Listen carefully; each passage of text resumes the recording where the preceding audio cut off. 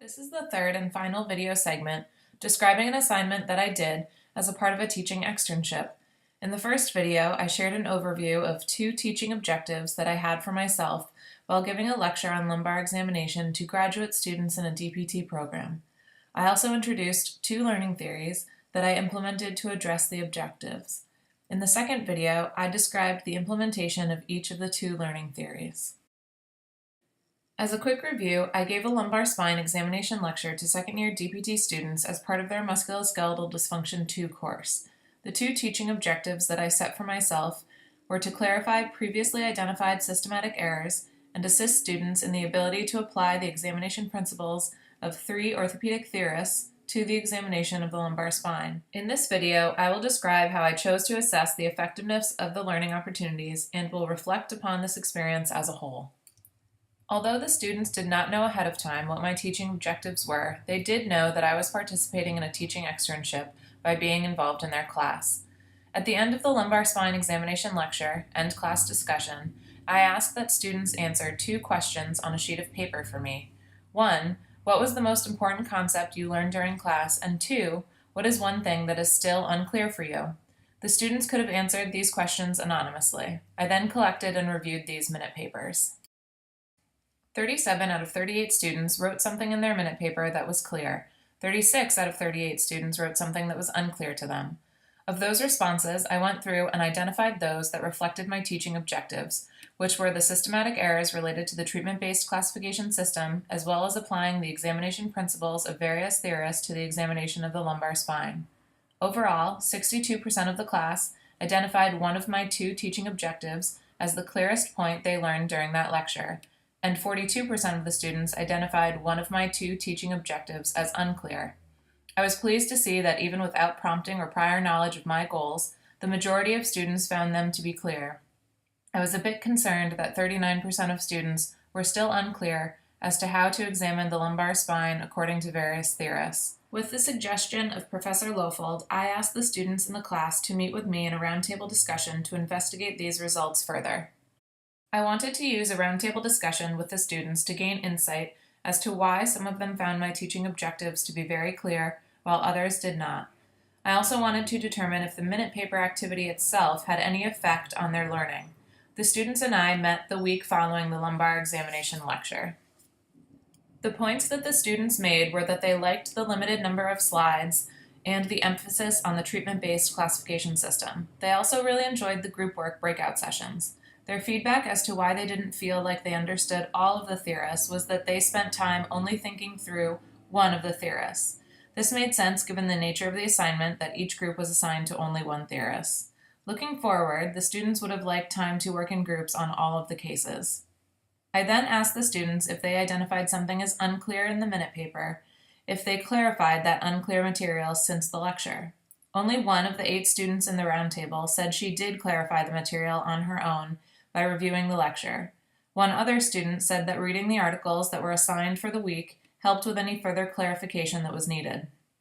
The remaining students said that they did not attempt to clarify the material. They cited the following reasons. They didn't have time, they had another exam to study for, they already forgot about it, or they were planning to review the material prior to the exam, which at this point was still a few weeks away. I knew I also wanted to examine the retention of the information from the lumbar examination lecture, so I analyzed the results of the students' second examination in the course. I identified questions on the multiple choice examination from 2013 relevant to the lecture. I wanted to see if the learning theories employed in the lecture that I gave had a significant effect on the identified questions when compared to the results from 2013. Prior to comparing the results of 11 identified questions, I needed to make sure there wasn't a significant difference between the students of 2013 and 2014 that would bias the item analysis. Although the students of 2013 had an almost 2-point greater mean than the students of 2014 on this examination, the effect was extremely minimal, with an R-squared of less than 0.03. Additionally, the mean for 2014 was within one standard deviation of the mean of 2013, indicating to me that I didn't need to normalize the results in any way. My next step was to identify the percentage of students from 2013 and 2014 who answered the identified questions correctly and compare the percentages. Overall, I was not very impressed with myself. However, upon closer inspection, I determined that the majority of the questions identified from 2013 likely had the presence of a ceiling effect, meaning that there was very little room for improvement. I was happy to see that on items 1 and 11, for example, there was room for improvement from 2013, and the students in 2014 did show improvement. Items 4 and 9, however, were discouraging, as they showed a drastic decline in improvement from 2013 to 2014. My next question was that although I identified a percentage change between the years on the selected items, was that change significant? I used chi-squared with a significance level set at p of less than or equal to 0.05. The significant findings were item 1, 4, and 9. Unfortunately, as previously discussed, items 4 and 9 demonstrated a negative improvement from 2013 to 2014. Additionally, had I done the appropriate Bonferroni correction, I would have needed to adjust my p-value to less than or equal to 0.0042 to identify significant change, given that I ran the statistic 12 times. This would have resulted in the only significant finding being item 9. I then decided that I needed to investigate items 4 and 9 further. I wanted to look at the validity of the items, so I calculated the d-value for each item. The d-value examines the discriminative validity of the item by comparing how many of the highest performing students answered the question correctly versus how many of the lowest performing students answered the question correctly. Item 4 indicated that 60% of the top students and 30% of the bottom students answered the item correctly. This resulted in a d-value of 0.3, which is reasonably discriminant.